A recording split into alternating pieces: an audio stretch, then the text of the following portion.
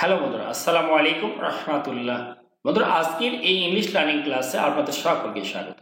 বন্ধুরা, আজকে আমরা শিখব কিভাবে একদম সবচেয়ে সহজ উপায়ে বাংলা থেকে ইংরেজিতে ট্রান্সলেট করতে হয়। বাংলা আমরা তৈরি করব, সেখানে ইংরেজিগুলোকে কিভাবে ট্রান্সলেট করতে হবে সেটা শিখবো প্রত্যেকটি শব্দ বাক্যের যে ইংরেজি শব্দগুলো রয়েছে তার অর্থ জানবো, টেন্স জানবো, হচ্ছে গ্রামারের নিয়ম, স্ট্রাকচার। তার পূর্বে ছোট্ট একটা অনুরোধ, এখনো পর্যন্ত চ্যানেল সাবস্ক্রাইব করেনি বন্ধুরা, দয়া করে চ্যানেলকে সাবস্ক্রাইব করে দিন। বন্ধুরা, শুরু করছি। আমরা সকলেই ইংরেজি শিখতে চাই। এই বাক্যটি ইংরেজি কি হবে? আমরা সকলেই ইংরেজি শিখতে চাই। এই যে আমরা ইংরেজি কিন্তু এই বাক্যটা কিন্তু প্রেজেন্ট সিম্পল টেন্স আছে বা সিম্পল প্রেজেন্ট টেন্স আছে। প্রেজেন্ট সিম্পল বা প্রেজেন্ট ইনডেফিনিট টেন্সের বৈশিষ্ট্য হচ্ছে একটাই ভাব থাকবে, একাধিক ভাব থাকবে না।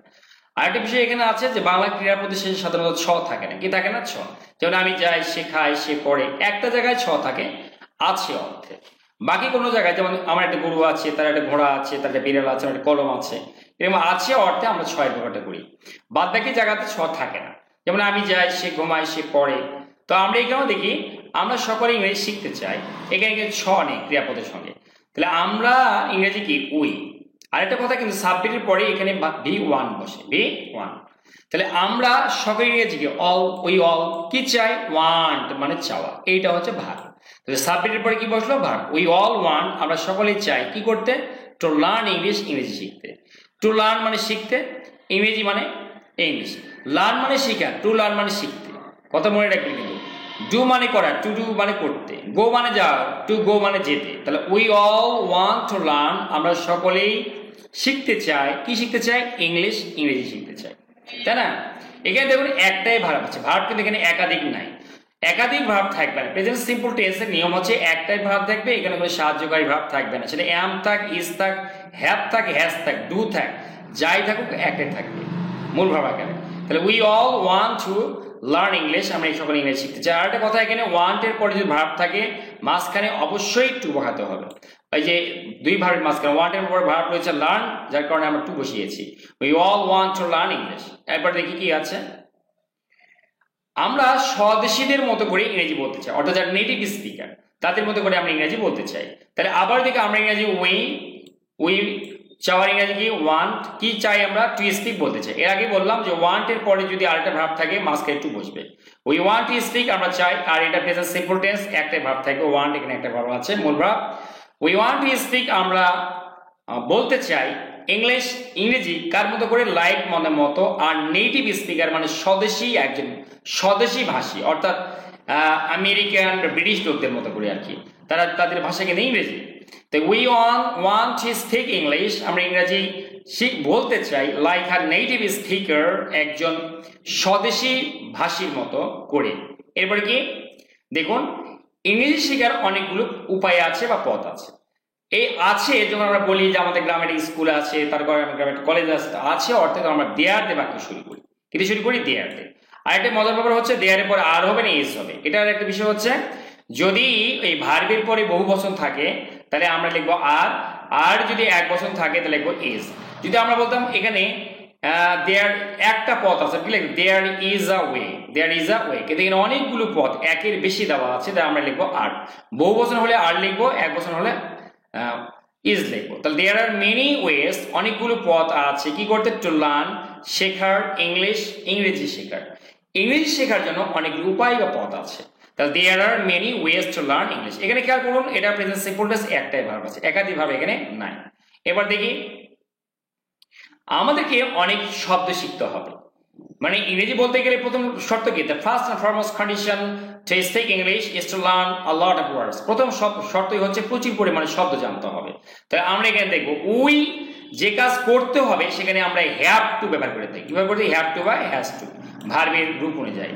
তাহলে আমরা কি করবো? উই হ্যাভ টু মানে করতে হবে, যেতে হবে, খেতে হবে, যে কাজ করতে বাধ্য আমরা লিখি হ্যাভ টু। এরপরে ভার্বের বেস ফ্রম, প্রেজেন্ট ফর্ম লিখে থাকি। তাহলে কি লিখবো? উই হ্যাভ টু, আমাদের করতে হবে, কি করতে হবে? লার্ন, শিখতে হবে। কি শিখতে হবে? আ লট অফ মানে প্রচুর পরিমাণে ওয়ার্ডস, শব্দ শিখতে হবে। আ লট অফ ওয়ার্ডস মানে অনেক শব্দ। তাহলে we have to learn a lot of ওয়ার্ডস, আমাদের অনেক শব্দ শিখতে হবে। এরপরে কি, যে আমরা ইংরেজি বলতে পারি না শব্দ ছাড়া। আমরা ইংরেজি কি? উই পারি না, পারি ইংরেজি ক্যান, আর পারি না ইংরেজি ক্যান্ট। আমরা পারি না।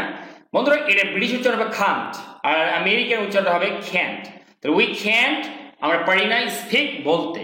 তাহলে আমরা বলতে পারি কি বলতে পারি না? ইংরেজি ছাড়া। ইংরেজি উইদাউট ওয়ার্ডস মানে শব্দ ছাড়া।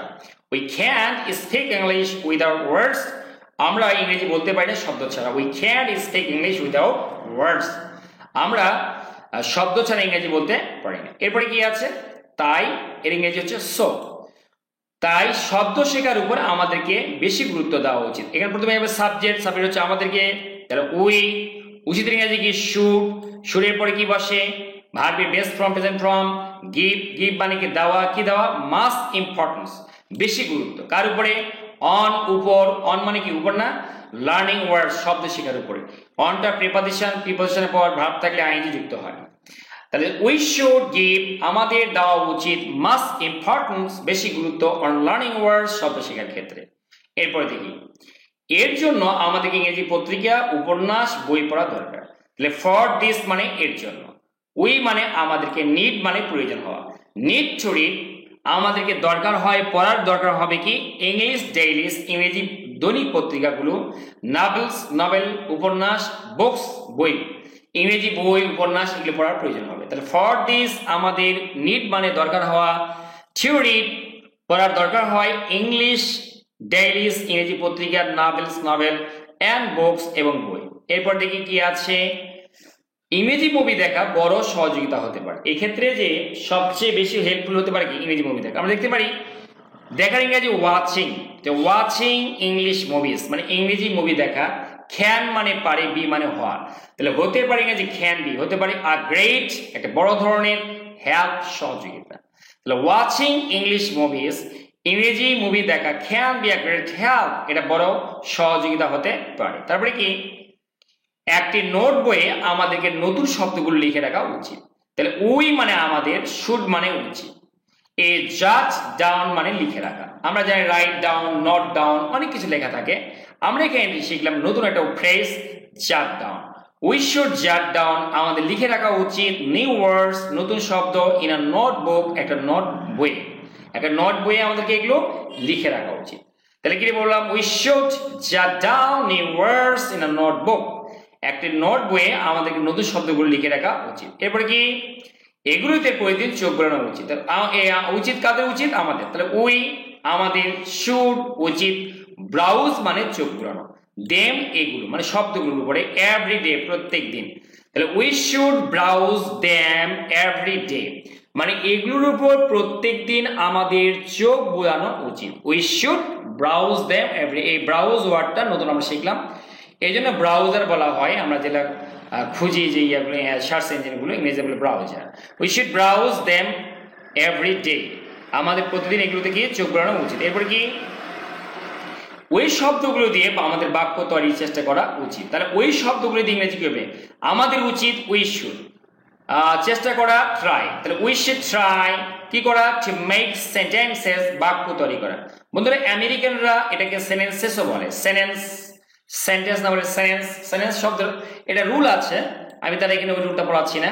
তাহলে আমরা এখানে কি চের উচ্চারণ বাদ দিব, আবার পড়তেও পারি সেন্টেন্সেস, এটাও পড়তে পারি। We should try to make sentences, আমরা বাক্য তৈরি করার চেষ্টা করতে পারি উইথ দোজ ওয়ার্ডস, ওই শব্দগুলো দিয়ে, যে শব্দগুলো আমরা নোট বইয়ে লিখে রাখি। তাহলে উই শুড ট্রাই আমাদের উচিত টু মেক সেন্টেন্সেস, বাক্য তৈরি করা উইথ দোজ ওয়ার্ডস, ওই শব্দগুলো দিয়ে। এরপরে মিস্টেকস মে অকার, ভুল হতে পারে। অকার মানে ঘটে যাওয়া, মে মানে পারে। তাহলে ভুল ঘটতে পারে, এভাবে না বলে আমরা বলি ভুল হতে পারে। মিস্টেকস মে অকার মানে এই কাজগুলো করতে গিয়ে আমাদের ভুল হতে পারে। তাহলে মিস্টেকস মে অকার। তারপরে কি আছে?